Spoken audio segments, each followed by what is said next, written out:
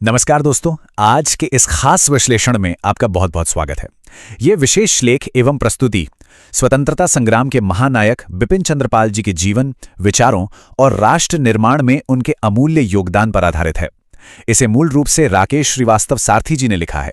स्वदेशी आंदोलन के प्रमुख शिल्पकार बिपिन चंद्र पाल जी ने भारतीय स्वतंत्रता संग्राम में राष्ट्रवाद, आत्मनिर्भरता और जनजागरण की ऐसी अलग जगाई जिसने पूरे देश को अंग्रेजी शासन के खिलाफ खड़ा होने की एक नई प्रेरणा दी। तो हमारी ये प्रस्तुति उनके इसी संघर्ष, त्याग और देशभक्ति को एक विनम्र श्रद्धांजलि है। चलिए सीधे मुद्दे पर आते हैं। जरा इस बात पर गौर कीजिए, ये कोट उनके गरम दल वाले उग्र दर्शन का एकदम कोर है, बिल्कुल उनका मूल मंत्र। उस दौर में जब बहुत से नेता ब्रिटिश सरकार को सिर्फ याचिकाओं और प्रार्थना पत्र देने तक ही सीमित थे, बिपिन चंद्र पाल जी ने इस तरीके को सिरे से खारिज कर दिया। उनका मानना बड़ा ही साफ था, आज़ादी कोई ऐसी चीज नहीं है जो आपको भीख में या बस मांग लेने से मिल जाए। इसे तो अपने दम पर, अपनी शर्तों पर और अदम्य साहस से हासिल करना पड़ता है। आज के हमारी इस चर्चा को हमने 6 अहम हिस्सों में बांटा है। पहला, राष्ट्रवाद की अमर ज्वाला। दूसरा, स्वदेशी आंदोलन के शिल्पकार। तीसरा, लाल बाल पाल की मशहूर त्रय। चौथा, पत्रकारिता और वैचारिक क्रांति। पांचवां, एक निर्भीक समाज सुधारक। और आखिर में छठा, बिपिन चंद्र पाल की विरासत।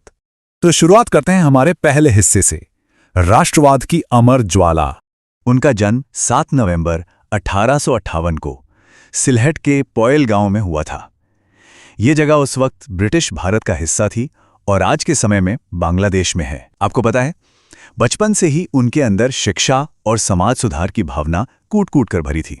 कैलकाटा विश्वविद्यालय के अपने दिनों में वे केशव चंद्र सेन और शिवनाथ शास्त्री जैसे महान विचारकों के संपर्क में आए। ब्रह्मो समाज से जुड़ने के बाद उनके अंदर अपनी स्वतंत्र सोच और व्यक्तिपरकता की जो भावना पैदा हुई, उसी ने आगे चलकर उनके निडर और बेबाक विचारों की मजबूत नींव रखी। अब आते हैं हमारे दूसरे भाग पर, स्वदेशी आंदोलन के शिल्पकार। साल था 1905। लॉर्ड कर्जन के बंगाल विभाजन के फैसले ने पूरे देश को गुस्से से भर दिया था। हर तरफ भारी आक्रोश था, लेकिन बिपिन चंद्र पाल जी ने इस गुस्से को सिर्फ हिंसा या हताशा में नहीं बदलने दिया।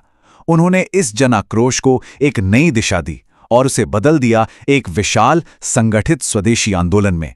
ध्यान दीजिएगा, स्वदेशी उनके लिए सिर्फ कोई भावुक नारा नहीं था, बल्कि ये ब्रिटिश अर्थव्यवस्था की कमर तोड़ने की एक बहुत ही सधी हुई राजनीतिक और आर्थिक रणनीति थी। उनकी सोच एकदम स्पष्ट थी। अगर भारत को राजनीतिक तौर पर आजाद होना है तो उसे सबसे पहले आर्थिक रूप से मजबूत बनना ही होगा। विदेशी कपड़ों की होली जलाना, भारतीय सामान का इस्तेमाल करना और अपने देशी उद्योगों को बढ़ावा देना, ये सब कोई छोटे मोटे कदम नहीं थे।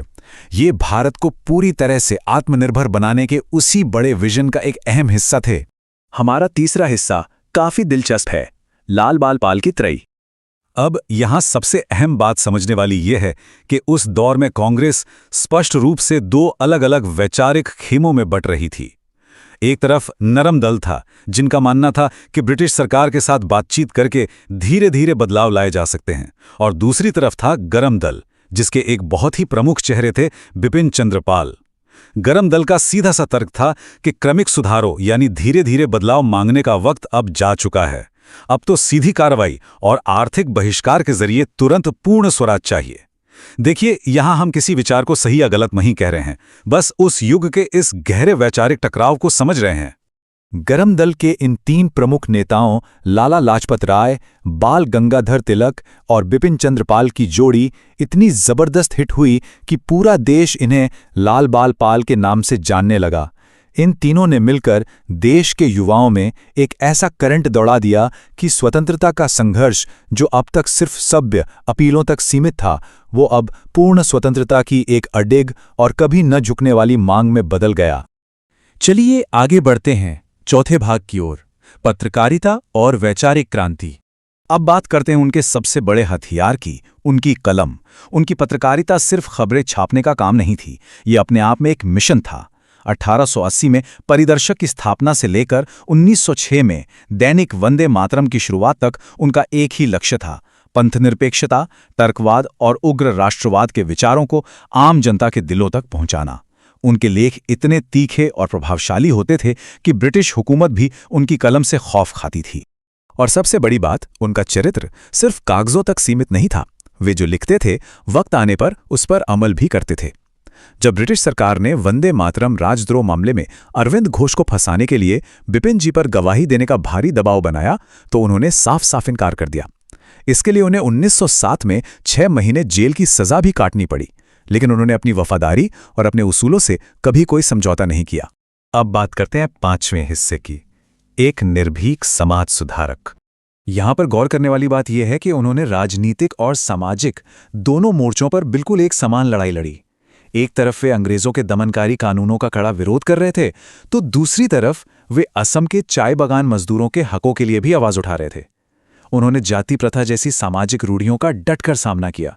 और सोचिए, अपनी बातों को सच साबित करने के लिए उन्होंने खुद एक विधवा से विवाह किया, जिसके लिए उन्हें अपने ही परिवार से नाता तक तोड़ना पड़ा था। इसे कहते हैं जो कहना वो करके दिखाना। उनकी वैचारिक स्वतंत्रता का सबसे बड़ा उदाहरण हमें उनके राजनीतिक नजरिए में दिखता है। वे तर्कों पर आधारित एक विकेंद्रीकृत संघीय भारतीय गणराज्य चाहते थे। इसी वजह से जब 1920 में महात्मा गांधी ने असहयोग आंदोलन शुरू किया, तो बिपिन चंद्र पाल जी भारत के उन गिने चुने नेताओं में से थे जिन्होंने इसके कुछ हिस्सों का तार्किक आधार पर खुला विरोध किया। उनका मानना था कि आंदोलन तर्क की बजाय कुछ हद तक जादुई विचारों पर टिका है। अपनी इसी बेबाकी और वैचारिक स्पष्टता के कारण वे अपने आखिरी सालों में राजनीतिक रूप से काफी अकेले भी पड़ गए, लेकिन उन्होंने कभी भी अपने तर्कों के साथ कोई समझौता नहीं किया। और अंत में छठा भाग, बिपिन चंद्र पाल जी की विरासत। 20 मई 1932 को बिपिन चंद्र पाल जी ने इस दुनिया को अलविदा कह दिया, लेकिन उनकी दी हुई महान सीखें, पूर्ण आत्मनिर्भरता अपनाना, अपनी संस्कृति पर गर्व करना, अन्याय के खिलाफ बिना डरे आवाज उठाना और मानसिक रूप से स्वतंत्र होना, ये आज भी उतनी ही प्रासंगिक हैं। ये प्रस्तुति उनके उसी महान संघर्ष, त्याग और देशभक्ति को हमारी एक बहुत ही विनम्र श्रद्धांजलि है। जाते जाते आपके लिए एक सवाल छोड़कर जा रहा हूं। उन्होंने जिस स्वदेशी की नींव रखी थी, उसका मकसद सिर्फ एक झंडा फहराना या राजनीतिक आजादी पाना नहीं था, बल्कि एक पूरी तरह से आत्मनिर्भर और मानसिक रूप से स्वतंत्र समाज बनाना था। तो जरा सोचिए, 1 सदी से ज्यादा का वक्त बीत जाने के बाद क्या एक सच्चे आत्मनिर्भर भारत का उनका वो व्यापक सपना आज की दुनिया में पूरी तरह से सच हो पाया है? इस सवाल पर विचार जरूर कीजिएगा। इस विश्लेषण का हिस्सा बनने के लिए आपका बहुत बहुत धन्यवाद। सीखते रहें और सवाल करते रहें। आप देख रहे हैं आज की ताजा खबर, सहसारथी संवाद।